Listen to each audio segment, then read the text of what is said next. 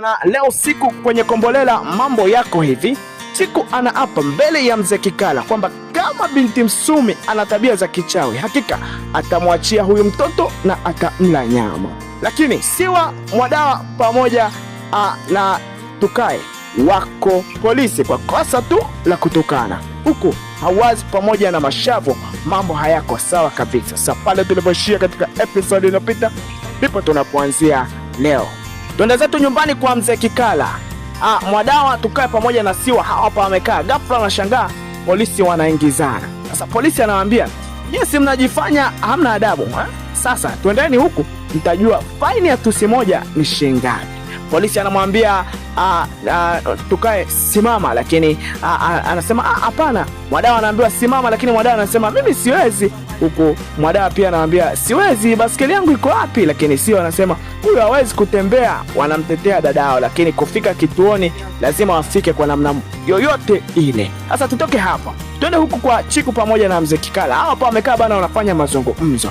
Chiku ana hasira kinoma, bado binti Msumi hajaja. Sasa anamwambia mzee Kikala, kama mke wako ni kweli ana tabia za kiuchawi, walai namwachia mtoto amle nyama. Bwana, mzee Kikala mwenyewe haamini anachoambiwa na Chiku. Chiku amemind kinoma kitendo cha mtoto wake kuwa kipofu wakati alimzaa mzima, kinamtia wasiwasi sana.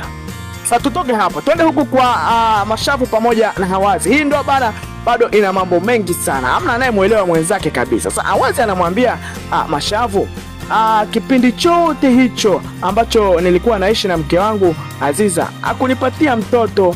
Bwana, baada ya Mashavu kusikia hivyo anamwambia, wewe ulikuwa unataka mimi nizae kama ng'ombe wa maziwa, sieti? Lakini Hawazi anamwambia, hebu acha bana, hebu acha kunikera, hebu twende zetu. Bwana, Mashavu ni mtaka kinoma. Sijui kama Hawazi atawezana naye kwa sababu huyu amezoea ugomvi muda wote ule. Sasa turudi zetu huku polisi, tumkute Mwadawa, Tukae pamoja na Siwa. Hawa hapa wamekalishwa bana na polisi, wanaendelea kuwahoji. Sasa polisi anawaambia, nyie mmetumia hii kama mbinu ya kufanya uhalifu, si ndio? Bwana, lakini Mwadawa anasema hapana, amna. Huku polisi anawaambia, sasa mtaozea jela. Bwana, Siwa amelia kinoma aliposikia kitendo cha kuingia jela, amelia kinoma mpaka sio poa. Full episode hii hapa.